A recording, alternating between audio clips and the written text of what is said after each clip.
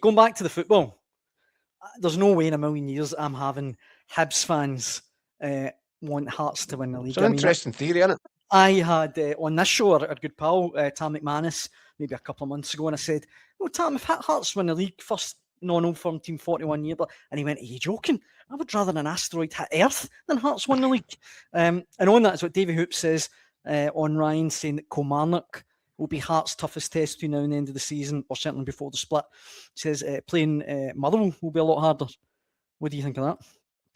Well, you just need to look at the league table to understand that point, of course.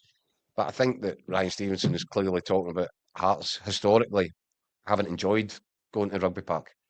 And haven't got a great record there. And there's all sorts of elements. You've got former Hearts guy Neil McCann managing Kilmarnock. You've got former Kilmarnock manager Derek McInnes in the away dugout this time.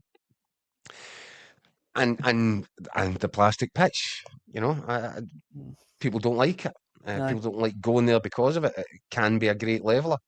Look, if we're talking about who's going to give you a tougher game right now, Motherwell, Kilmarnock, basic logic would dictate Motherwell's the one that you would rather be avoiding right now.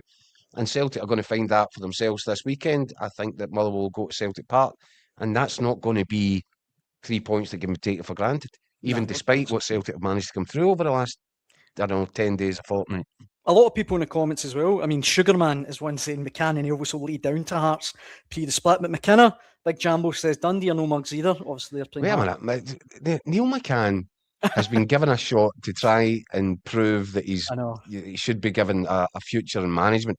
And he's working for a club which is threatened by relegation. Can you imagine him in the dressing room saying, "Lads, I used to play for Hearts, so if we could forfeit the 3 points today, I'd really appreciate it." That'd be great. That'd be great, boys. If that means that people are sacked and contracts are ripped up, well, at least we've done them a good turn.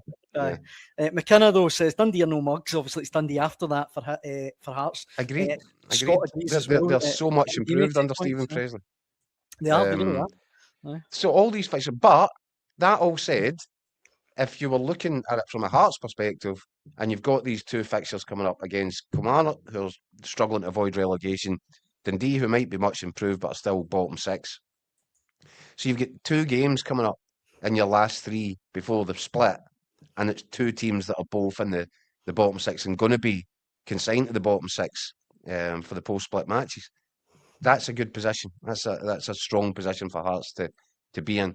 But it is now a question of how do they handle it. And we know that. But the evidence that's already been amassed this season, and even after Hearts had a difficult afternoon at Ibrox, they've come back, they've got back in the bike, they've continued to post 3 points on the board from the next opportunity.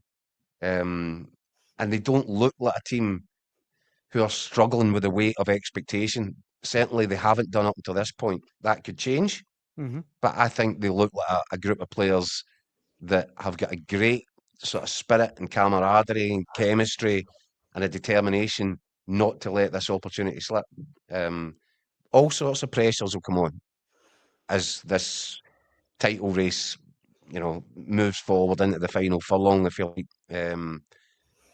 And it'll be absolutely incredible to watch it, intriguing to see how people react to it.